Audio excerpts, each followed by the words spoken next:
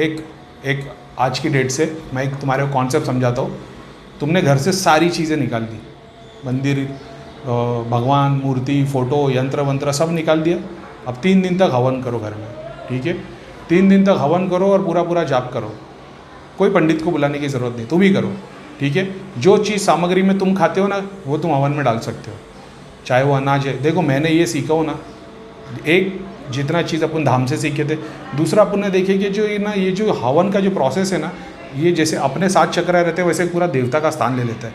इसमें ऐसा है कि रूट्स का एक इम्पॉर्टेंस है। हवन में जो डालते लकड़ी, उसमें एक है जो रूट्स डाला जाता है, एक है जो स्टेम डाला जाता है, एक है जो वो छाल उसकी जैसे फॉर एन एग्जाम्पल दालचीनी बोलते हैं ना, उसको क्या बोलते हैं, दालचीनी बोलते हैं शायद, जो वो छाल होती लकड़ी की, ठीक है।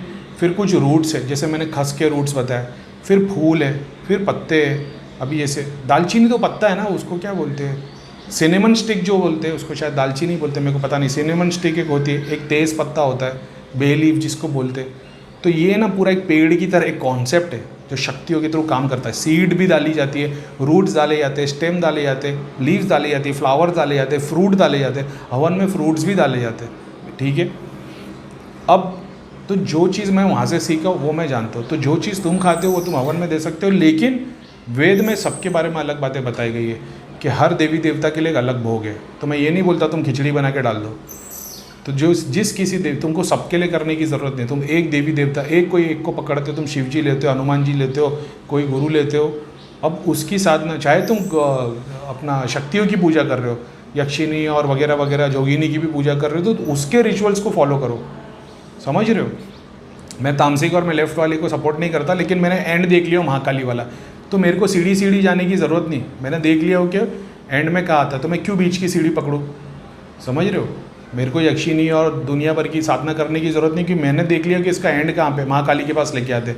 तो मैं डायरेक्ट महाकाली तक ही कॉन्टैक्ट बना के रखता हूँ। मैं बीच की साधना नहीं करता हूँ। हालांकि वो काम आसान कर देती, लेकिन वो आगे जाके कहीं ना कहीं गिरा देगी तो वो तकलीफ हो जाती है, ऐसा होता है। तो अब क्या नहीं करना है तो बता दिया, क्या करना है इसका कॉन्सेप्ट मैं तुम्हारे को बता देता हूँ, लेकिन तुमको आइडिया हो जाए कि काम कैसे लेना है। सबसे पहले ऐसा समझ लेना कि तुम्हारी घर की बहुत सारी मूर्तियाँ अशुद्ध हो गई है, अखंडित या खंडित बोलते वो हो गई है, डैमेज हो गई है, उसके पीछे शक्तियाँ खड़ी, यंत्र पे उल्टा सीधा, सारी चीज़ें निकाल दो घर से, ठीक है। उसके बाद 3 दिन हवन करो, 3 दिन करो, 7 दिन करो, 11 दिन करो।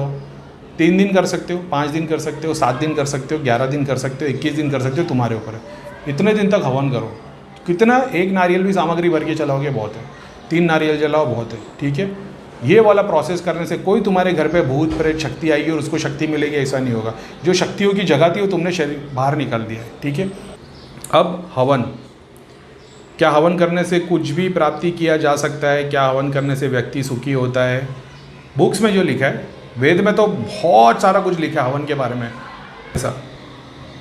तो उसके हिसाब से मोक्ष की प्राप्ति के लिए खीर का हवन, मैंने बताया था, मेरे पास एक जिन की सिद्धि आ गई तो ये बताता था खीर से कैसे इलाज किया जाए। 1.25 किलो, 11 बच्चों को खीर खिलाओ, 3 बच्चों को खिलाओ, 10 किलो।